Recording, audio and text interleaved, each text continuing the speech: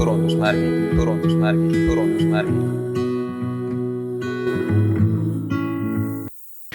Tere hea kuulaja, sa oled kuulamas 7. turundusmärkide taskuhäälingu osa. Mina olen Sven Anderson ja minuga koos on täna Triin Agan. Saade saab teoks koostöös Tartu Ülikooli majandusteaduskonnaga ja Tartu Ülikooli semiootika rakenduskeskusega. Meie podcasti teemaks on täna turundus ja brändi arendus laiemalt ning semiootika vaatest. Täna saame turundust ja brändi arendust lahata koos Eesti Loto tegevjuhi Triin Aganiga. Tere Triin sulle! Tervist, Sven! Kuidas sul on tänane päev läinud? Tänane päev on mul läinud väga mitmekesiselt, et mul on olnud siin sellised huvitavad kohtumised ja siis ka veel lapsega sünnipäeva kingituse teema ja merisead näiteks. Märksõna sulle, merisead. See on küll väga põnev, et kohe koduloomad tuleb pähe sellega. Koduloom, ta on. Või lemmikloom. No jah, seda küll. Aga räägi meile alustuseks iseendast natukene. Jah, kus siis nagu alustada.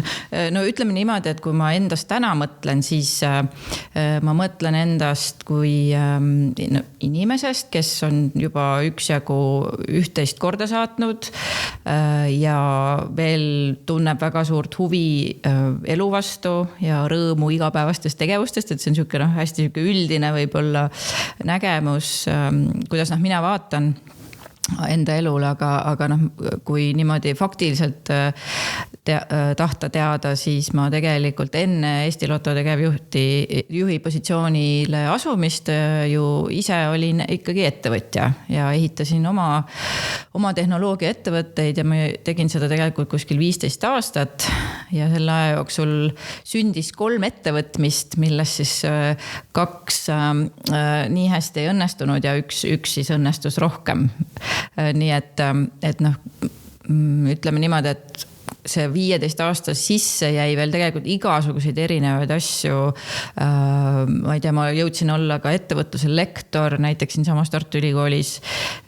Siis ma olen väga palju ju teinud igasuguseid esinemis- või ettekandeid ettevõtluse teemal, startupide teemal. Et selles mõttes ma olen nagu tõesti, ma olen investeerinud ise teistesse idufirmadesse, ma olen hästi palju panustanud sellesse, et tuleks rohkem naisasutajaid juurde, et nüüd ma tegelen sellega, et kui vaadata seda nii-öelda heategevuslikku poolt, et siis ma mentordan lotomaailmas, mentordan ka selliseid naisi, kes tahavad siis lotos karjääri teha või siis loto valdkonnas. Nii et tegelikult ma olen leidnud ka selles uues valdkonnas enda jaoks nagu selle väljundi, et kuidas just mitmekesistada sooliselt neid valdkondi, mis on võib-olla varem olnud väga ühe sookaldu. Nii et jah, tõepoolest mul on 3 last, majandusmagister siit samast Tartu Ülikoolist, mis veel? Aga kas sul hobisid ka on? Jaa, muidugi on. Ma täiega fännan tennist. Tennis on tõesti üks spordiala, mis võimaldab mul mitte mõelda, vaid ütleme, see on selline spordiala, kus sa pead mõtlema ainult sellest mängust. Sul ei ole seal võimalik mõelda mingit töömuredest või mingitest olmelistest probleemidest, et seal on nagu, oled keskendunud ainult sellele mängule, et kõik su kognitiivne potentsiaal on seotud selle mänguga, et see on nagu ülikihvt, miks mulle tennis väga meeldib. Ja siis, mis mulle veel meeldib? Mul on mulle väga meeldib mäesuusatamine, mulle meeldib väga merel olla, paadiga sõita. Mulle meeldib väga hobidest veel, mis nagu justkui nagu teeks midagi, aga rohkem nagu ei tulegi. Aga sellest on ju piisavalt, et meeskonnatööd õppida ja teha ja vabal ajal isegi tunda vabadust selle üle, mida sa rõõmsalt teed näiteks tennise või sellise spordi puhul. Ja siit ongi hea küsida, et mida sa oled kõige enam õppinud praeguseks näiteks tennise najal praeguseks Eesti Loto puhul, mida sa võiksid ülekantava oskusena näiteks välja tuua? Tennist nimetatakse ju tegelikult ka selliseks malemänguks. reketispordis, et see on nagu reketispordi male, et sa pead kogu aeg mõtlema ette, kuhu sa siis oma vastast tahad tegelikult seal platsil ajada nii-öelda, et sa pead nagu mitu sammu ette mõtlema, sa lähedki juba servima näiteks selle mõttega, et nii, ma tahan nagu selle enda punkti ära tuua niimoodi, et kui ma nüüd mõtlen, et mis see idee on, et mida tuua üle tegevjuhtimisse, siis see on seesama, et sa tegelikult mõtled alati ju mitu sammu ette, sul on mingisugune visioon, et kuidas sa näiteks selle probleemi ära lahendad, et sa juba kujutad ette seda lõpptulemust ilma, et sa võib-olla oleksid veel esimesi samme astunud, aga sa juba oma peas tegelikult hakkad neid käike analüüsima ja välja mõtlema ja tennises on samamoodi, et vastane võib ju üllatada, et sina mõtlesid, et sa teed need kolm sellist lööki ja siis 4. on babah aga siis ta võib-olla üllatab hoopis, teeb võib-olla tahtmatult hoopis mingisuguse huvitava löögi, mida sa üldse nagu ei arvanud, et ta teeb ja see on ju tegelikult ka äris on see väga tihti, et sa arvad, et nii võiks nagu see asi minna, aga siis tulevad need üllatused, nii et seal seda paralleeli saab leida küll ja veel. Sa nüüd astusid Eesti Lotto juhtpositsioonile alles, võiks öelda värskelt. Pole aastat täis veel. Jah, et mis oli see esimene brändi valu või mis sulle silma torkas, mille pärast sa sinna läksid ja nüüd oled ei olegi need nagu pool aastat täis või nagu aastat täis veel olnud ja need, mis sa siis nagu nüüd tähele oled pannud seal? No kohe tegelikult siis, kui ma nägin, et Eesti Lotto otsib tegevjuhti, siis ma mõtlesin seda, et appi, et ma ju tean Eesti Lotot, aga Eesti Lotto ei ole üldse minu jaoks olnud nagu nähtav, et ma ei ole isegi, millal ma viimati lotot, sellised mõtted, millal ma viimati lotot mängisin või milline see loto üldse täna välja näeb ja siis, kui ma läksin sinna kodulehele, siis ma nägin nagu seda, et appi, et nii kahju, et Eesti Lotto võiks ju olla just, kuna ta on mängijad ja ta on missiooniga ettevõtte tegelikult, et nii palju võiks see bränd nagu seda mõtet endast kanda, aga ma nägin, et see on tegelikult selline, mina tajusin nagu seda, et ta ei ole väga kaasaegne bränd, et ta ei ole noortele näiteks üldse suunatud. Kellele ta suunatud oli nagu? Ta justkui nagu oli suunatud kõigile või siis ka mitte kellelegi lõpuks on ju, aga võib-olla ennekõike nagu sellele ideele, et lotot ikka mängitakse, et minu meelest oli see suunatud nagu sellele mõttele, et lotot ikka mängitakse, aga tegelikult tänapäeval, kui sul on nii palju erinevaid võimalusi, kuidas oma tähelepanu, millel oma tähelepanu anda, siis selles maailmas, kas või see, et kas ma nüüd meelelahutusena mängin lotot või ma lähen vaatan Netflixis ühe sarja, see paneb lihtsalt väga palju, paneb need raamid paika, et millises mänguruumis sa tegelikult selles meelelahutuskeskkonnas üldse mängid ja kuidas sa nagu endale siis seda tähelepanu saad. Et siis mulle nagu tundus, et noortele nagu üldse ei püüta ennast märgatavaks teha.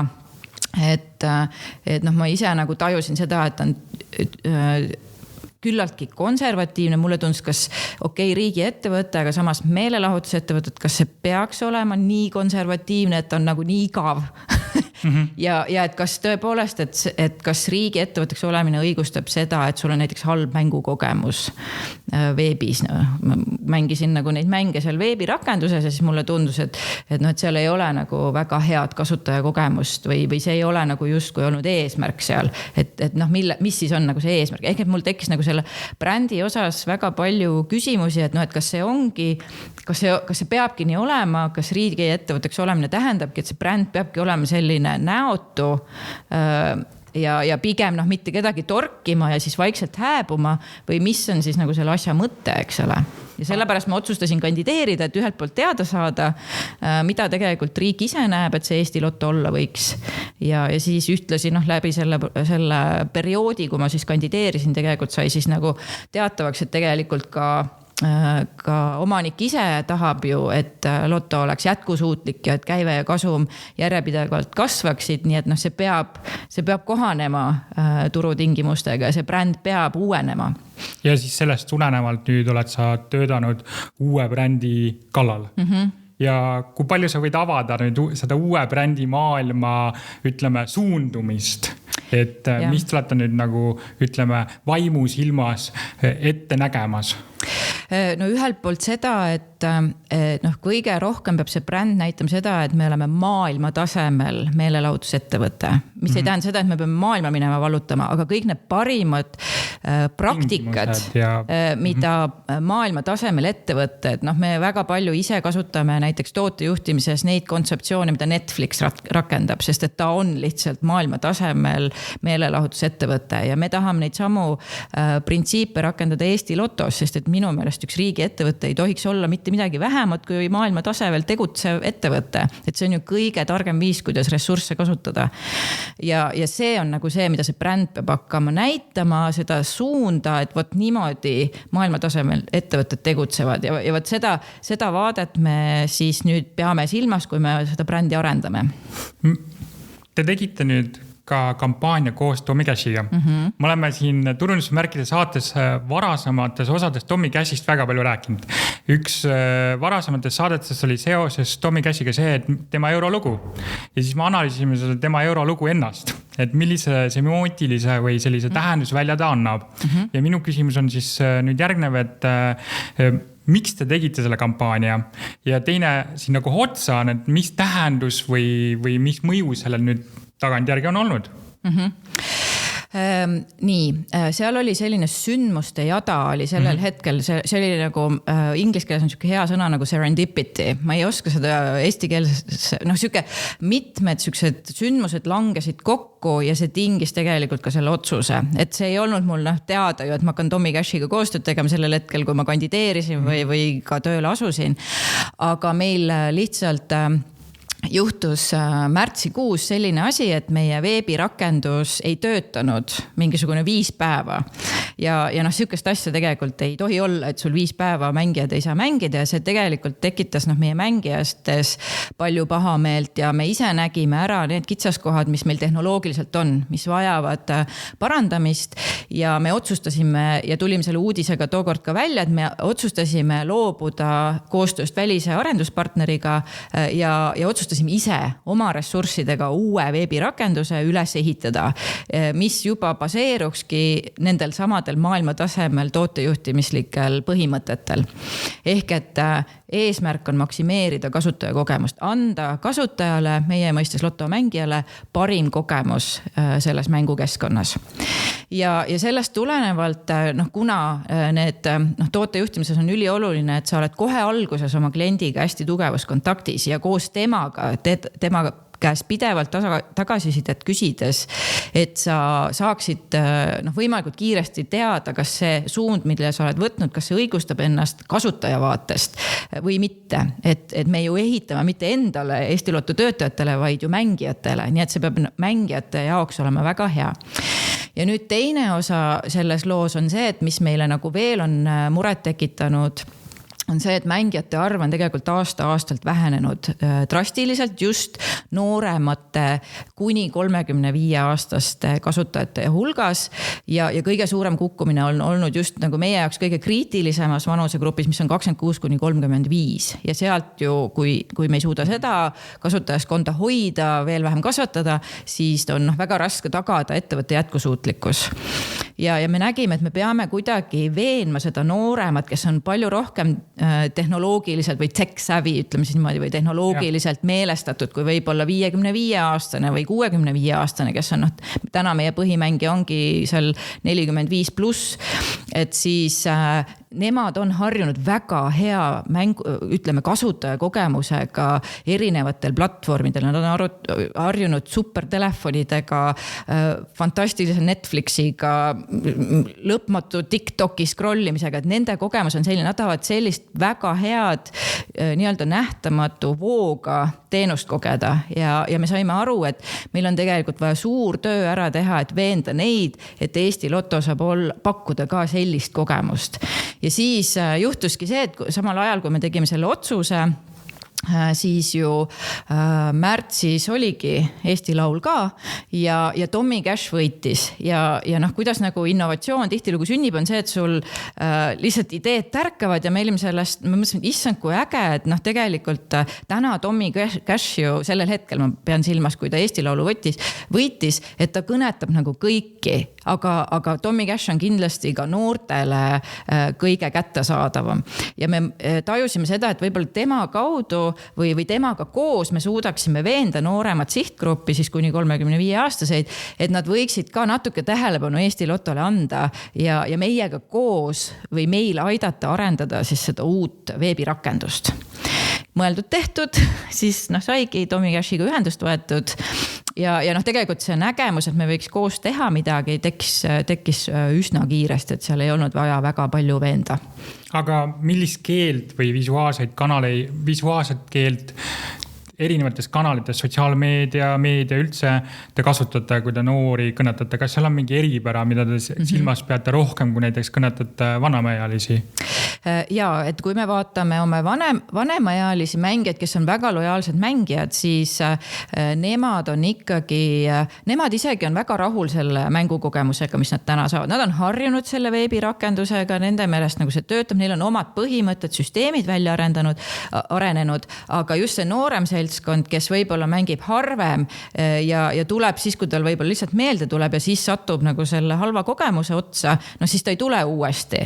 Et lihtsalt need standardite erinevused on ja seetõttu, kui me mõtleme nagu turundusest, siis arvestades lihtsalt nooremaealisi, et nad on juba ma võtan puhtalt arengupsühholoogia, siis ju ka arengupsühholoogiliselt on noorematel sihtgruppidel teatud väärtused rohkem esiplaanil, näiteks nagu eristumine, individualism, kogemine, riski võtmine, et need on need märksõnad, mis väga palju ju noori inimesi iseloomustab, mis neid juhib elus.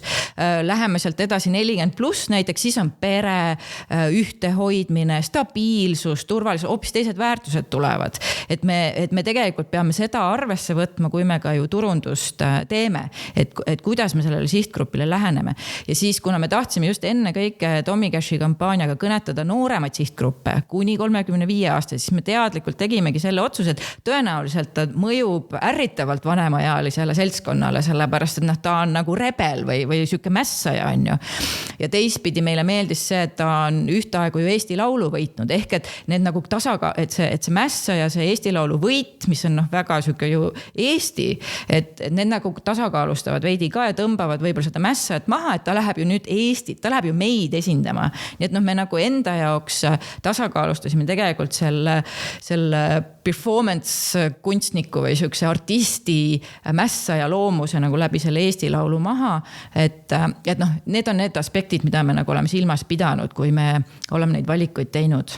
Ja need valikud viivad vähemalt minu peas praegust sellise mängustamise või gamificationi juurde, et kui palju te panete rõhku selle gamificationi, ütleme positiivsetele aspektidele, aga et igal poolel on nagu niisugune mündi teine pool ka olemas, mis on niisugune negatiivne pool, et kui palju te olete siis keskendunud sellise vastutustundliku mängimise või mängimise põhimõtetele, sest mu tegelikult siin hilisem mõttekäik on see, et kui palju noored üldse saavad aru, et Eesti Lotto on mängufirma või nagu mängimisega, meelelahutusega seotud versus see, et äkki ma teen mingi strateegia taha ja see on nagu pigem nagu börs, kus ma lähen, ostan nagu aktsia sisse, müün maha või teen mingid muid strateegilisi käike.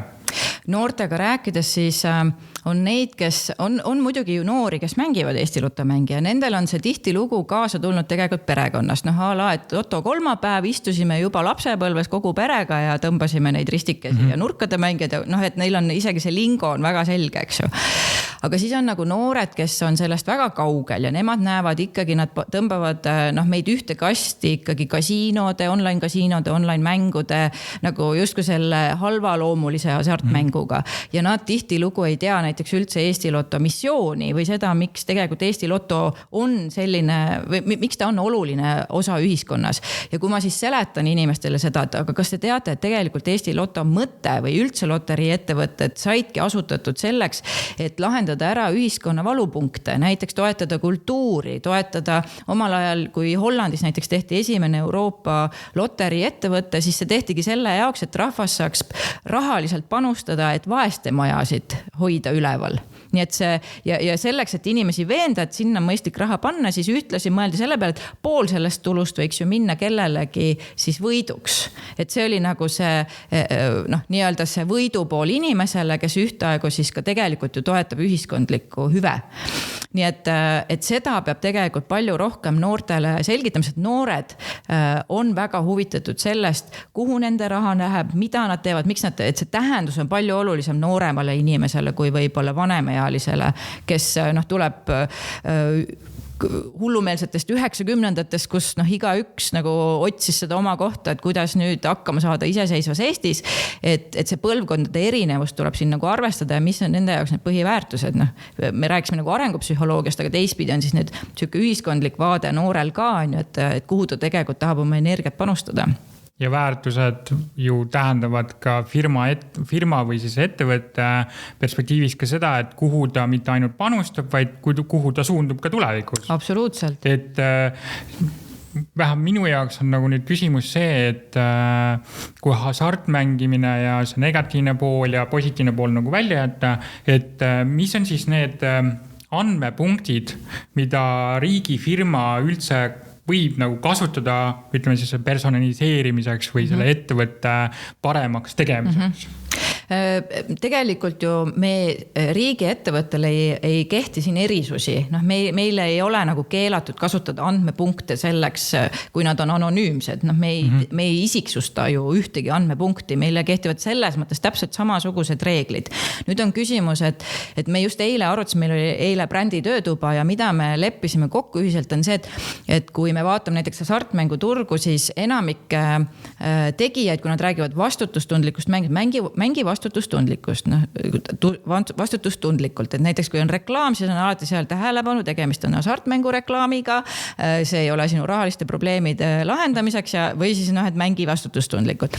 Aga vastutustundlik tihtilugu jääbki sellele tasemele, mis on nõutud, mis on näiteks kas seadustes või mingites reeglites või nõuetes. Meie nagu tahame seda, et me oleksime sealt samm edasi, et me teeks nagu ekstra, sellepärast, et see on nagu meie missiooniga väga tugevalt kooskõlas, et me tahame ju rahustada tegelikult hasartmänguturgu, et me tahame veenda, et ära käi seal slotimašiinis mängimas oma raha maha, kus sa saad hästi kiireid tulemusi ja kus sind võib-olla peibutatakse, et ma annan sulle nagu 1000 eurot kätte ja siis mine mängi see laiaks, on ju, et me ei tee lihtsalt põhimõtteliselt selliseid asju. Ja nüüd need samad andmepunktid võimaldavad meil näiteks palju paremini ja nutikamalt pakkuda vastutustundliku mängimise gamified või siis mängustatud versiooni. Et me just täna olemegi välja töötamas oma uue veebirakenduse juurde ka tehnoloogiliselt siis sellist võimekust, et me saaksime võtta neid andmepunkte inimese lõikes ja näha, milline on tema käitumine vastutustundlikkusest lähtuvalt ja mida me peaksime siis talle nagu pakkuma seal mängus sees, et ta teaks, millal näiteks ära minna või millal lõpetada või millal nagu üldse teadvustada iseendale, et nüüd on aeg midagi natuke muuta või teha midagi teistmoodi. Või mine välja. Me juba täna tegelikult rakendame seda, et kui inimene on 60 minutit järjest olnud meie veebikeskkonnas, siis me viskame ta välja, eks ju.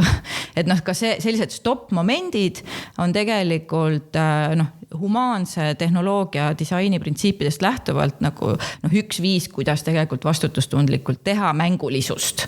Kas mängulisust aitab teil ka AI näiteks läbi viia midagi või teha nagu paremaks seda süsteemi? Et AI-st me räägime hiljem ka veel, aga ma lihtsalt mõtlen, et kas AI Eesti Lotto puhul on nagu mingi märgatav asi või see on lihtsalt taustal kuskil töötab? No meil on tegelikult AI strateegia väljatöötamisel paljuski on ta seotud meie enda protsessidega, sisemiste protsessidega, kuidas neid tõhusamaks teha. Aga näiteks see sama vastutustundlik mängimine, need ongi AI-l põhinevad, need mudelid on AI mudelid, noh, võib-olla parem oleks öelda masinõppemudelid, mida me rakendame, aga kuna nad hakkavad juba ka suudavad anda vastuseid või ettepanekuid teha, noh siis see on nagu see nutikas pool või see tehisintellekti pool, et kuidas tegelikult siis nüüd see puhtalt see andmestik nagu pöörata ka mingiks loogiliseks tulemuseks, mis annab personaalset tagasisidet inimesele, et see on, ütleme, see AI pool. Kas sa, kui nüüd tagasi minna selle juurde, et ühiskondlik kasu, ühiskondlikud tegurid, siis kas oskad välja tuua, milline protsent on see, mis jõuab näiteks ühest pileti hinnast hea tegevusse või siis kultuuri või mingisse muusse panusesse? No ma saan seda suhteliselt tegelikult täpselt öelda, et ütleme, et see 1 euro, mis mängija panustab, sellest 50 senti läheb kogu siis mängijate vahel võitudeks. Nii et alati on see valem niimoodi, et ühe annad 50 senti saad tagasi, on ju. Et 50% tegelikult käibest läheb meil tagasi mängijatele võitudena. Nüüd sellest ülejäänud 50-st kuskil 76% ja kogu käibest siis kuskil 40, ütleme seal 36-37% on see, mis läheb riiki tagasi, et tegelikult 22% ju makstakse peame me maksma käibe pealt, meie käive on 100 miljonit, me maksame 22% sellest ju kohe hasartmängu maksuks. 22 see on meeletu. Ja see ongi asja mõte, ta võiks olla isegi veel kõrgem. Hea küll, ta on 22 ja sellest omakorda pool läheb kohe kultuurkapitali ja sealt siis see raha jõuab näiteks, on ta jõudnud juba ERM-i, on ta jõudnud Kumusse, järgmisena tuleb siin veebruaris Rakveres Arvo Pärdi nimeline Uku Aru muusikamaja.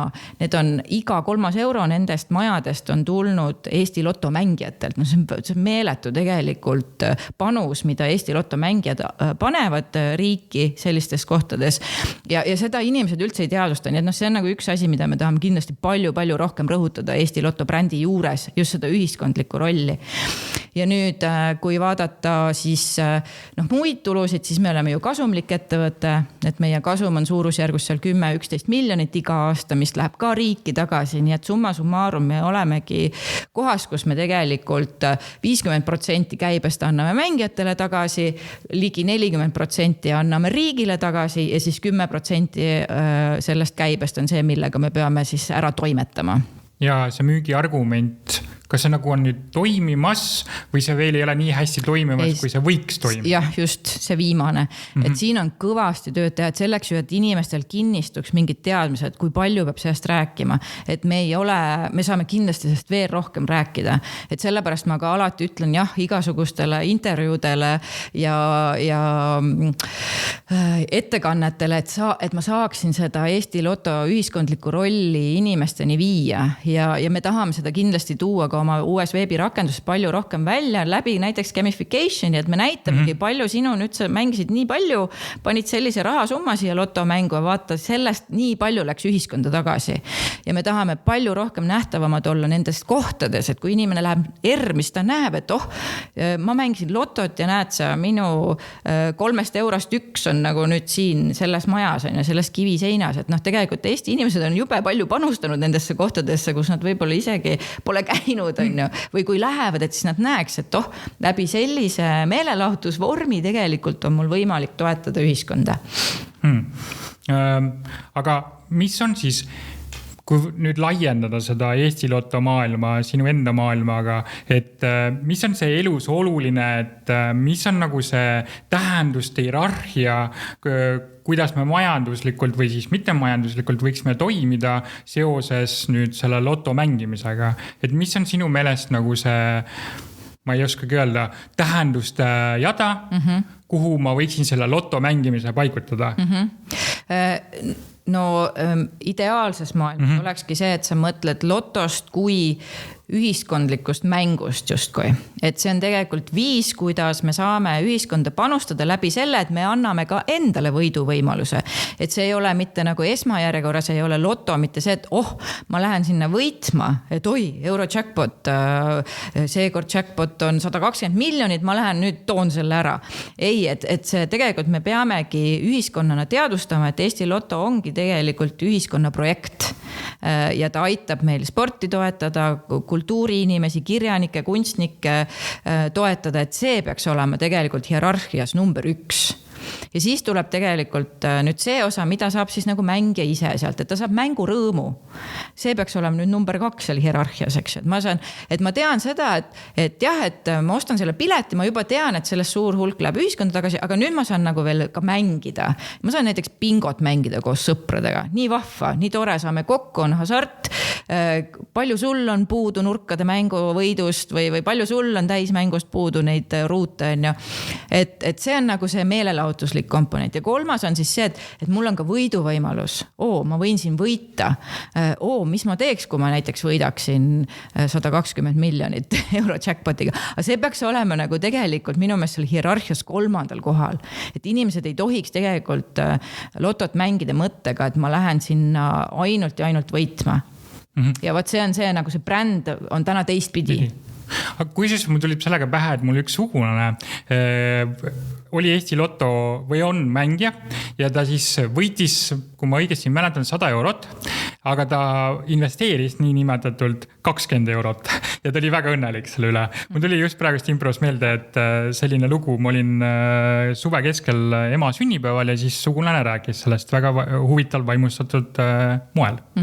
Ja siis, aga nüüd tagasi tulles selle brändi teema juurde, siis kui palju sa oled kursis olnud Jaguari brändi muudatustega? Mis sina arvad Jaguari brändi muudatustest? Et kas oli edukas, mitte niivõrd edukas? Ja mida sa nagu nüüd Eesti Loto puhul võiksid öelda, et kuhu võiks nagu paralleeli või mis õppetundi silmas pidada just?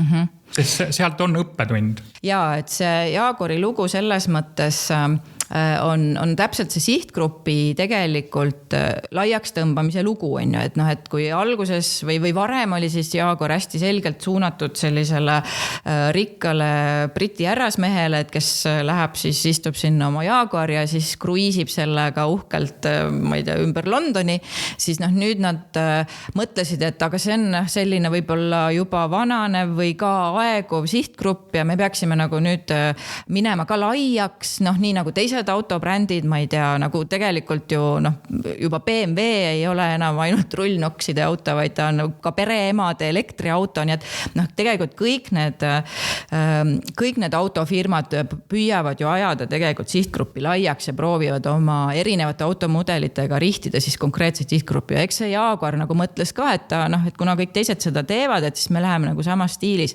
Aga selge on see, et siis see ju kisa tulebki sealt, kus ta nüüd nagu kaotab siis selle sihtgruppi. Et ta ei ole nüüd nagu justkui enam mitte kellegile meeldib, sest et ta ei suutnud hoida seda kontseptsiooni, mis tal oli alguses. Et see on selles mõttes hästi tugev paralleel jookseb meiega läbi, sest et meie kõige suurem hirm on see, et läbi nüüd selle rebrändimise ja selle, et me tahame seda hierarhiat muuta, millest me just rääksime ja seda, et me tahame noori kõnetada, et me jumala eest ei hirmutaks ära oma lojaalseid mängijaid, vaid et me suudaks nendele ka palju paremat väärtust pakkuda. Niimoodi, et see on, et kassid söönud, koerad terved või kes need, hundid pidid terved olema ja lambad söönud. Okei, vastupidi.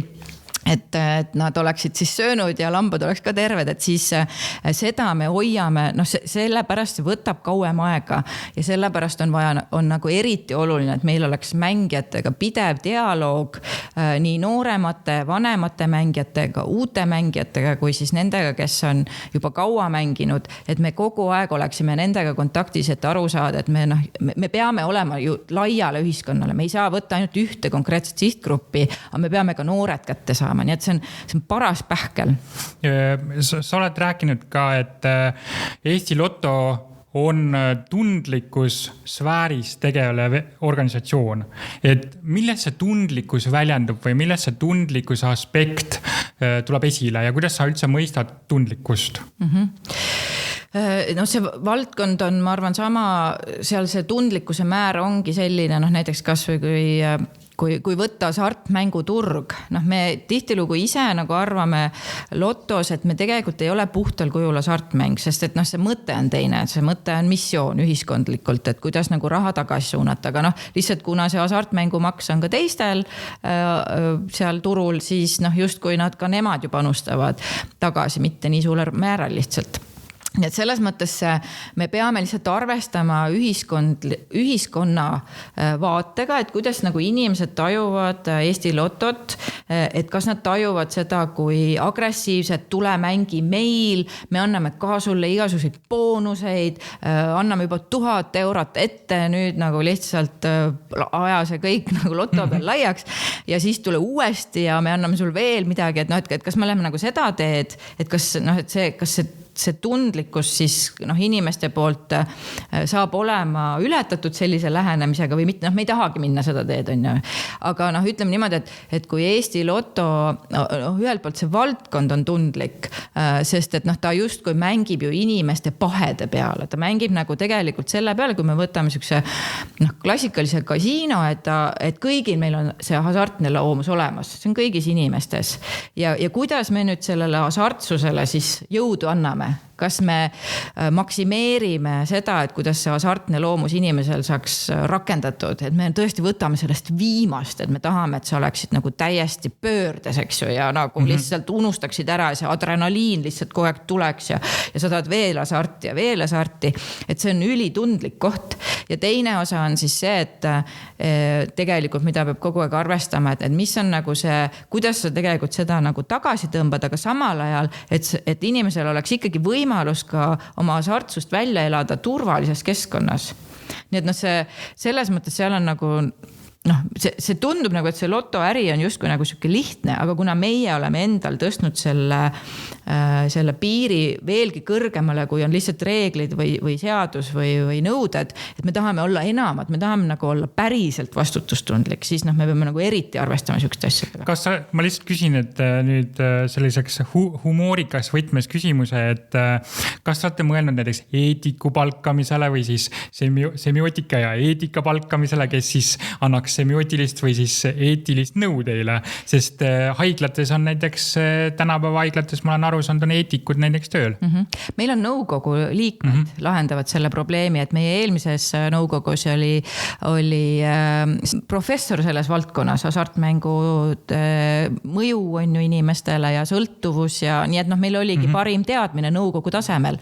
Täna on meil nõukogus inimene, kes on sotsiaalmeedia valdkonnas ja nendes mõjudes, mis on ka tegelikult väga tugeva hasartse loomuga ja seal rakendatakse samu mehhanisme nagu hasartmängude puhul, kuna see gamification käib läbi nii sotsiaalmeediast kui siis ka hasartmängudest, eriti online'is, eks ole, et siis, et kuna nõukogu liige peab vahetuma mingi aja tagant ja Pillerin Intermitte oli meil pikalt nõukogus, siis nüüd meil on nagu uus inimene, kes siis esindab, on nii-öelda selles eetilises positsioonis just nagu läbi selle professuuri, et meil on kaasatud tegelikult need inimesed, aga me oleme isegi mõelnud nagu täitsa eraldi, me võiks olla Chief Responsibility Officer näiteks, et kes ongi selline inimene, kes keskendubki ainuüksi nendele vastutustundlikkuse printsiipidele ja ütleme siis tundlikkusele. Ja teine, aga samas nagu meil on ka riskijuht, kes peab seda kogu aeg silmas ja me ka ise tegelikult, see peab olema ettevõtte väärtustes nii tugevalt ja kultuuris. Ja kultuuris, nii et selles mõttes tegelikult nii kui sa palkad eraldi inimese, siis võib juhtuda see, et teised mõtlevad, tõmbavad sealt enda vastutust nagu vähemaks, et meil on ju olemas siin, küll ta tuleb, ütleb, kui see piir on ees ja siis nagu inimestel endal jääb võib-olla see lahjemaks, aga kuna meil ei ole seda eraldi positsiooni ja me praegu ka uues brändis tahame seda ennekõike rõhutada, siis see peab olema nagu meie enda DNA-sse sisse tulema, nii et väga õigesti tabasid, et täpselt, et see peab kultuuri osa olema. nii palju, kui ma olen jälginud Eesti Lotot ja ka sind LinkedInis või siis Facebookis, siis on hästi oluliseks saanud või saab nüüd uues brändis ka, et kogukond. Et kuidas see kogukonna loome või kogukonna loomeprotsess on praegu seni käinud ja kuidas te näete seda, et see tulevikus käib edasi? Et selle kogukond on meie jaoks nagu üks suurimaid väärtusi, mis sündis tänu Tommy Cashi kampaaniale. Et sa enne küsisid tegelikult seda ka, et mis oli Tommy Cashi kampaania tulem, siis üks oligi kindlasti see, et me saime oma kogukonnas liikmete arvuks ligi 12 000, meie eesmärk oli 10 000 inimest saada, aga me saime 12 000 ja mis on nagu väga-väga hea, sest et ta on piisav representatsioon on ju sellest meie mängijate hulgast, et seal on loomulikult enamik on neid, kes juba mängivad, aga on ka neid tegelikult, kes tulidki puhtalt selle kampaania peale ja nad kas mängivad väga harva, on kunagi mänginud või pole üldse mänginud. Nii et ka see nende inimeste tagasiside nüüd selleks, et me saaksime nagu edasi arendada, on ülikriitiline. Ja me oleme kogukonna liikmeid rakendanud väga palju, me rakendame neid kogu aeg, kui meil on mingi küsimus ja me tahame vastuseid, et kas see või teine, mida rahvas valib. Me oleme tõeline rahvaettevõte selles mõttes, et palun tulge öelge teie meile, et kas on see parem või see teine on ju. Siis me tulemuste pealt tegelikult saame hinnata seda mõju, et kui me läheme ühe või teise valikuga ja me praktiliselt nagu iga nädal rakendame oma kogukonda mingites küsitlustes, intervjuudes, testimistes, sprintides, disainsprintides, nii et nad on väga aktiivselt kaasatud. Ja ma saan aru, et kogukonna loomes on teil ka lapsed läbi käinud, lapsed on isegi pakkunud teile logosid.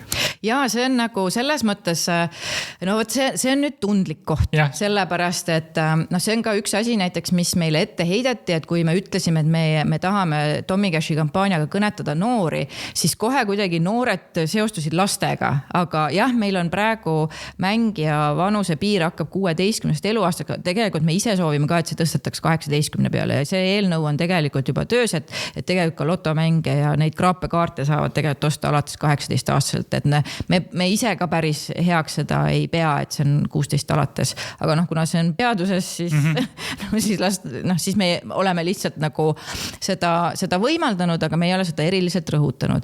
Et see, kui nagu lapsed on mängus, see on kindlasti nagu asi, mida me tahame. See on riskipunkt küsimärgiga.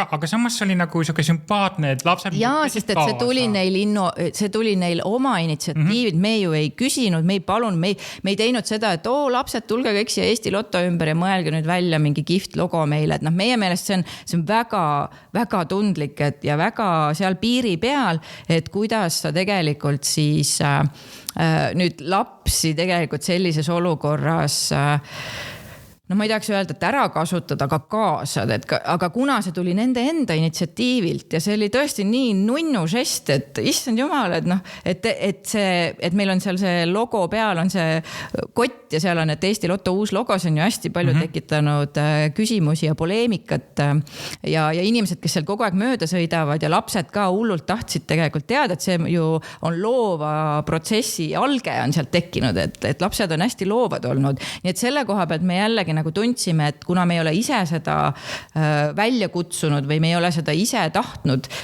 ja lapsed ise tegid selle, et siis me nagu tundsime, et okei, et me võime seda jagada ja selle üle rõõmu tunda.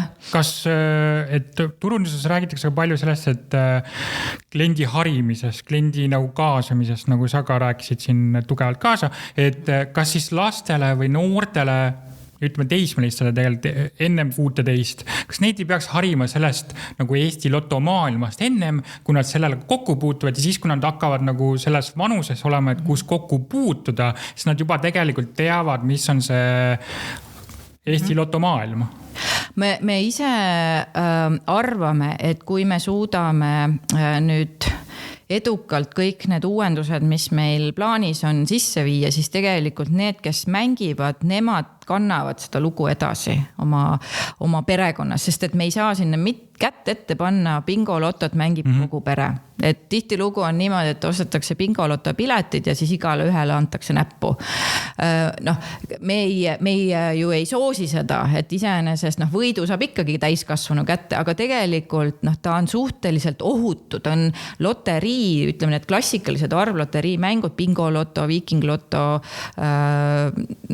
ja ka need teised, et need on tegelikult kõige vähem sõltuvust tekitavad mängud, et see on mikroskoopiline protsent riskimängijaid, kes meil seal on, me oleme selle analüüsi läbi teinud, et seal on tõesti see risk on ülimadal, et sul nende mängude pealt tekib selline hasart, et sa mängid kõik maha, et seda nagu seal ei juhtu, et see on tõesti selles osas võib öelda, et süütu hasartmäng. Aga sellegi poolest, et kuna me ju pakume ka hasartsema loomuga näiteks e-mänge, siis me ei taha, et tegelikult ise olla seal laste juures ja öelda, et see on nagu ilgelt kihvt, kui te nüüd juba teate, et Eesti Lotol on need mängud. Küll aga me saame ju läbi selle, et me oleme kohal, oletame, et me saamegi paremini näidata oma nähtavust või tõsta enda nähtavust näiteks ERMis. Lapsed käivad ERMis ja siis nad näevadki, et seal on ka Eesti Lotto, et väga palju ju noored käivad näiteks, ma ei tea, Olibet Areenal, oli vist Olibeti Areena see, või Unibet on vist see Saku Areena oli ta varem Tallinnas, seal Rocca al Mares, nüüd on vist Unibet Areena. Et tegelikult ju need kaudselt on teised hasartmängud kogu aeg laste juures, et nad on näiteks laste laagrites, hasartmängud on kohal. Nad otseselt rahastavad laste laagreid ja on oma logodega seal. Nii et selles mõttes see on ühtepidi kihvt, me anname nagu haridusse ja sporti tagasi, aga meie jaoks on nagu see, et kas me peame tegelikult ise seda nagu liiga palju rõhutama. Et me loodame sellele, et meie mängijad ise viivad seda enda lastele, kui nad seda arvavad ja pigem läbi selle missiooni võtme. Kuidas te olete avalikkusele püüdnud selgitada oma asupaika, mida me juba varem tegelikult rääkisime tugevalt, aga ma lihtsalt mõtlen, et kuidas te olete seda asupaika näiteks versus investoritele nagu omanikule riigile selgitanud versus nüüd kliendile, kes tahab teada, kus ta on, mida ta teeb? Sa pead silmas just seda ühiskonnas, seda rolli.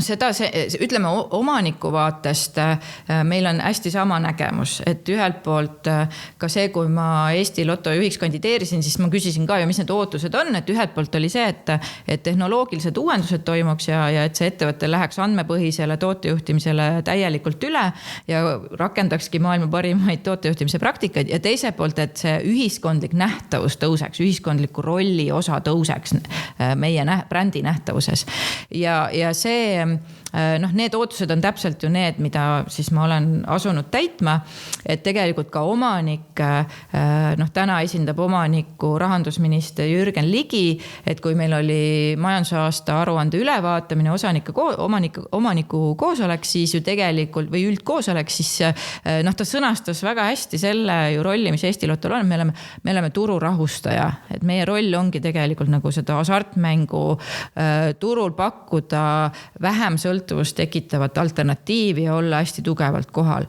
Nii et ka mängija, jälle kord mulle väga meeldis see, kui sa tõid välja selle küsimus, et milline on see hierarhia, ütleme, et mis peaks olema siis esiplaanil ja mis tagaplaanil, et esiplaanil mängija jaoks peakski saama ikkagi see missiooni osa või see, mis on see ühiskondlik roll.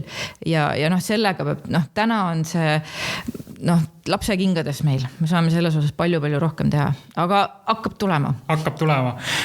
Mul hakkab viimaste küsimuste aeg tulema, et sa oled rääkinud ka Hommikanuga saates, küll personaalsematel teemadel, aga minu küsimus on see, et mida sa pidid viimati õppima personaalselt, aga mida sa oled nüüd üle kandnud Eesti Lotosse või Eesti Lotto maailma? Üks asi on kindlasti see, et iga inimese tund tuleb kord.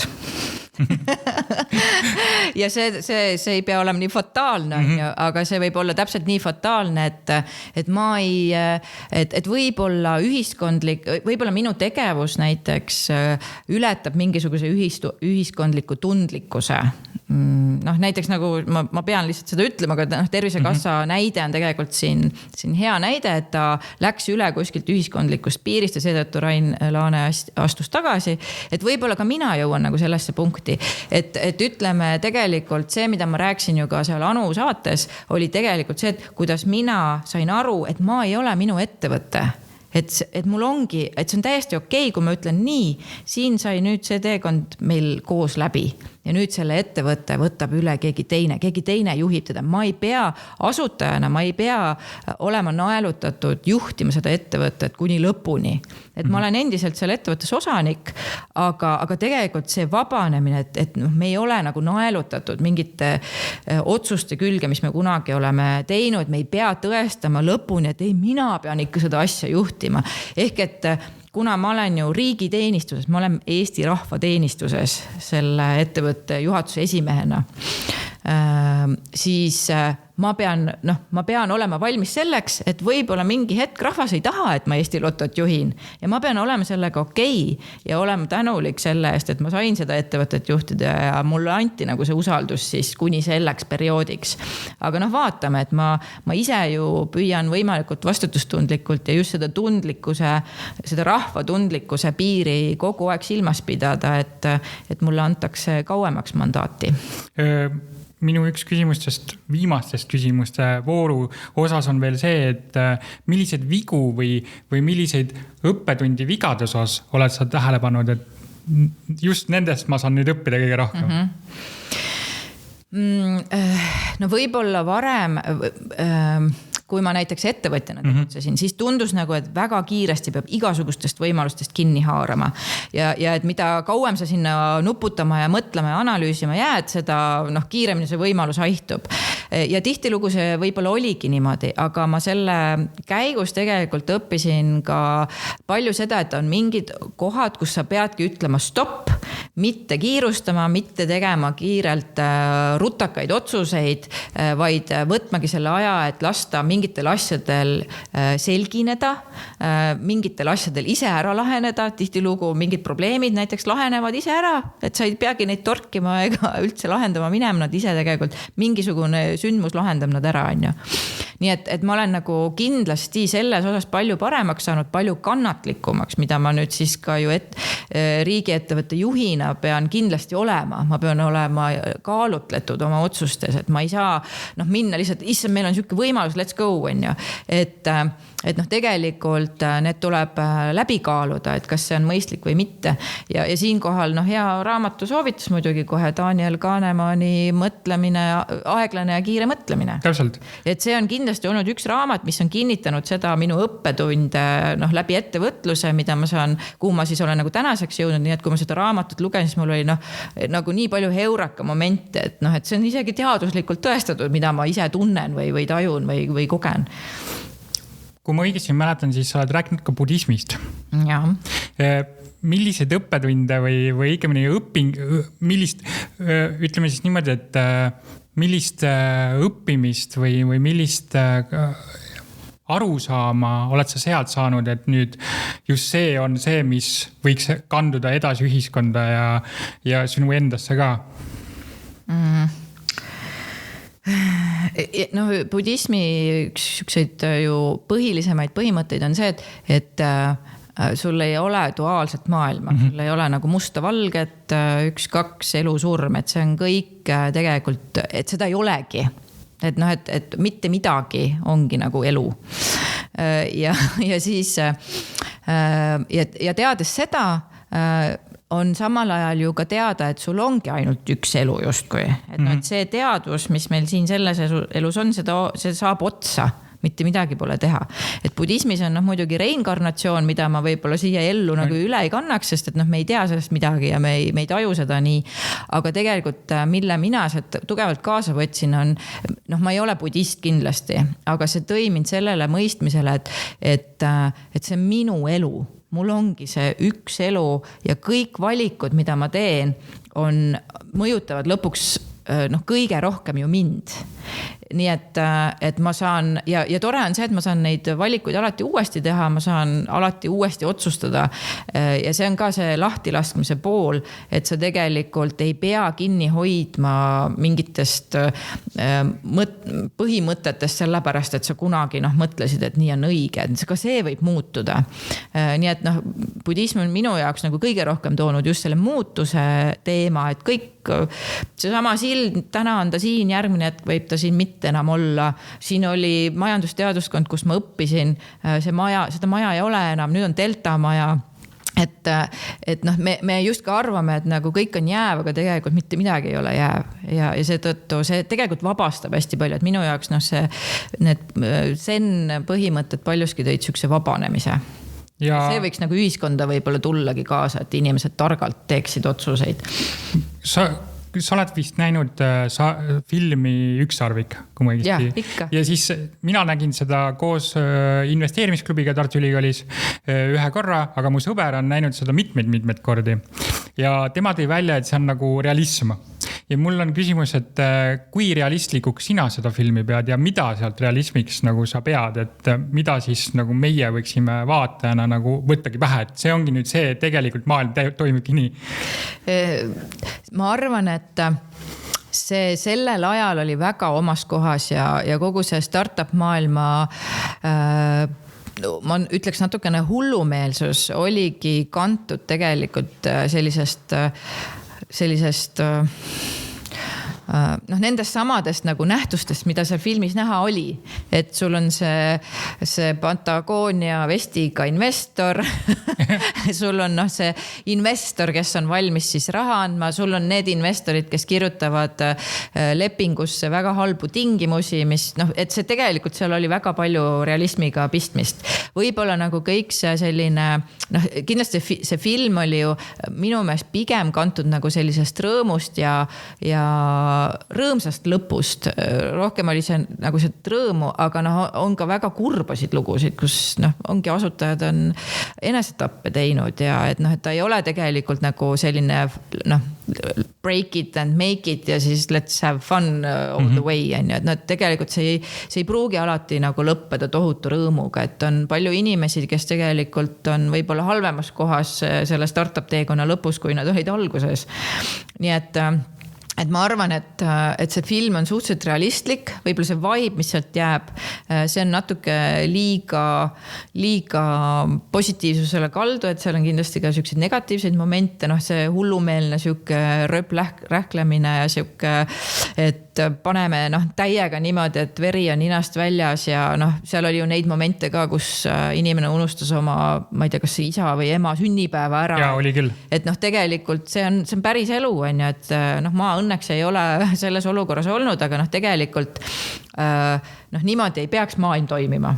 Ja ma arvan, et see on ka üks asi, miks näiteks idufirmasid enam ei tule nii palju juurde, et inimesed on selle läbi näinud. Et siin vahepeal ju tuli Eestis ka idusektor kasvas mühinal ja oli hästi palju seda kantud nagu tegelikult sellest samast Ükssarviku filmi siuksest nagu vaibist, et see on äge, see on seiklus, issand, seal ongi, see on siuke pöörane nagu mingi hangover. Et ma tahan ka siukest hullumeelsust, ma tahan ka seda seiklust, et ta oli nagu väga seikluslikus vaimus, aga tegelikult on ühe idufirma ehitamine, üleüldse ettevõtlus, see ei ole ainult idufirma, ühe äri püsti paneks, see on valu otsa, et see on tegelikult pidevas agoonias ja lõpuks, mis siin nagu, mida ma saan täna öelda pärast 15 aastat ise ettevõtteid ehitasid, on see, et lõpuks sa harjud selle valuga ära.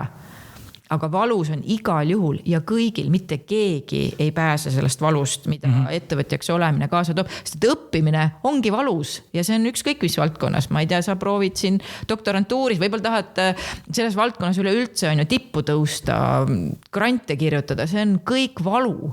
Nii et ma arvan, et see on nagu üks asi ka, mis on näiteks budismis, et valu on elu osa ja kannatus ongi see, millega tuleb harjuda, sest et kui sa selle kannatuse võtad vastu ja ei püüa seda ära lükata, siis tegelikult sa muudad selle kannatuse nagu laiali või mitte millekski või õppimiseks või arenguks või siis, et ta ei hakka nagu selles mõttes sind juhtima, vaid sa õpid ära, kuidas seda valu juhtida ja sellega harjuda. Nii et see juhtub.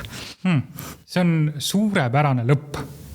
ja Triin, millest me võiksime rääkida edaspidi? No üks hästi siuke huvitav teema siin AI ajastul on tegelikult persooni brändi küsimus, et kuidas, et see on nagu justkui turunduses saanud selliseks, ütleme ka ettevõtte või tööandja turunduses, meil on isegi ka see praegu, oli just ka eile brändi töötoas oli selline teema, et tegelikult kõik see, kuidas meie sotsiaalmeedias näiteks oleme, see ka mõjutab seda kuvandit, mis on tööandjast, et kui me oleme näiteks väga radikaalselt mingites seisukohtades ja laamendame seal sotsiaalmeedia gruppides, siis see võib kanduda ka tööandjale üle. Nii et nüüd AI ajastul on näiteks kas või LinkedInis, et väga paljud inimesed, kes postitavad seal ja LinkedIn ongi justkui see persooni brändide mekka, et kuhu sa proovid siis oma jälgeskonda ehitada ja saada hästi palju vaatamisi ja siis hästi tugevalt on seotud selle professionaalse persooni brändiga. Et kuidas nagu sealne, et kuidas inimene peaks üldse oma persooni brändi arendama või sellele lähenema sellele küsimusele, miks see nagu vajalik on, kuidas seda teadlikult teha, millised tööriistad seal on, mis on need märgid näiteks, mis viitavad sellele, et see on nüüd tugev persooni bränd või mis on need märgid, mis viitavad, tööd on veel palju teha, mis juhtub siis, kui persooni bränd viib sind kohta, kus sa olla ei taha ja sa oled avalikkuses, sinu kuvand on üks, aga tegelikult sa tahtsid olla hoopis teises kohas, kuidas sa sealt nagu tagasi tuled, et tegelikult see on, ma arvan, väga-väga põnev teema.